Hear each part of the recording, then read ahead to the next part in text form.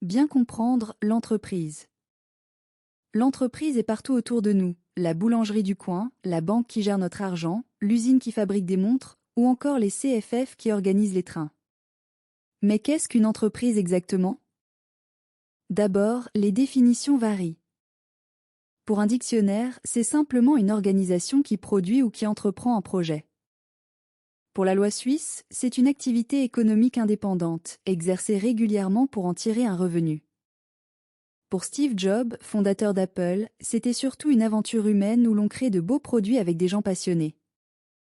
Ces visions montrent que l'entreprise n'est pas qu'une machine à profit, c'est aussi un lieu de créativité, d'innovation et d'échanges sociaux.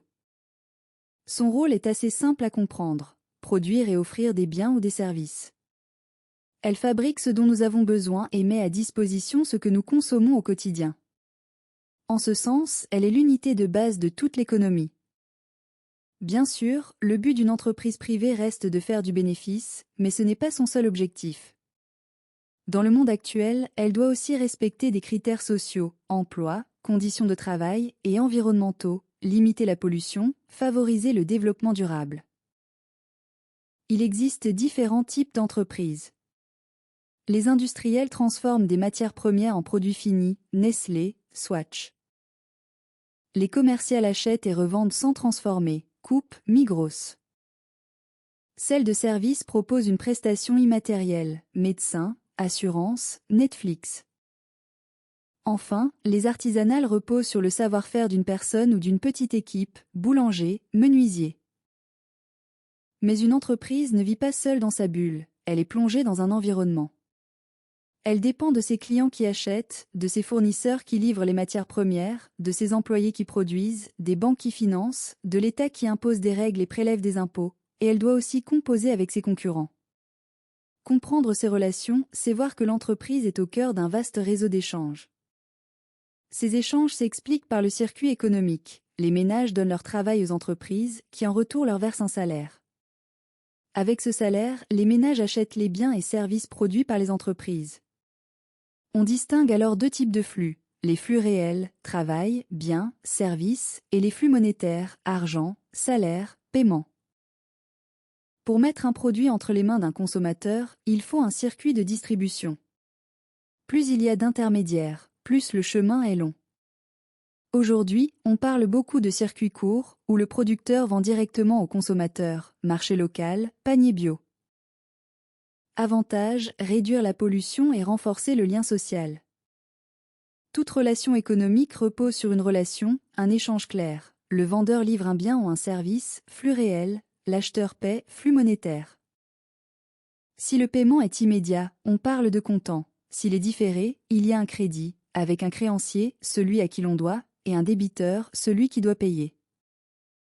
La preuve de cet échange, c'est la facture. Elle doit indiquer qui vend, qui achète, quel produit, quel prix, quel TVA, et quelles conditions de paiement. Par exemple, escompte 3% si payé dans les 10 jours, une réduction si le paiement est rapide. Depuis 2022, le moyen de paiement standard est la QR facture, avec QR code à scanner. Elle remplace les anciens bulletins rouges et orange. C'est plus pratique, plus sûr, et cela prépare le passage au e-bill, entièrement numérique. Quand on crée une entreprise, il faut aussi choisir une forme juridique. Est-ce que je travaille seul, raison individuelle? Avec un associé, société simple, SNC? Est-ce que je veux limiter ma responsabilité et lever des fonds, SA, SARL?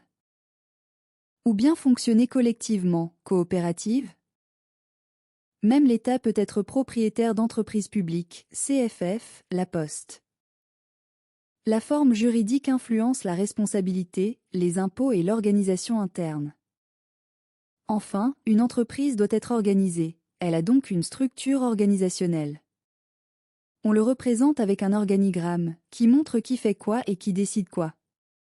Certaines entreprises s'organisent par fonction, production, finance, marketing, d'autres par produit, division horlogerie, division électronique, ou encore par zone géographique, Europe, Asie, Amérique. L'exemple des CFF montre qu'on peut mélanger ces structures pour être efficace. En résumé, l'entreprise, c'est l'acteur central de l'économie. Elle produit, vend, emploie, paie, investit et innove. Comprendre son rôle, ses relations, ses outils, factures, QR-factures, ses formes juridiques et son organisation, c'est comprendre comment fonctionne la vie économique au quotidien.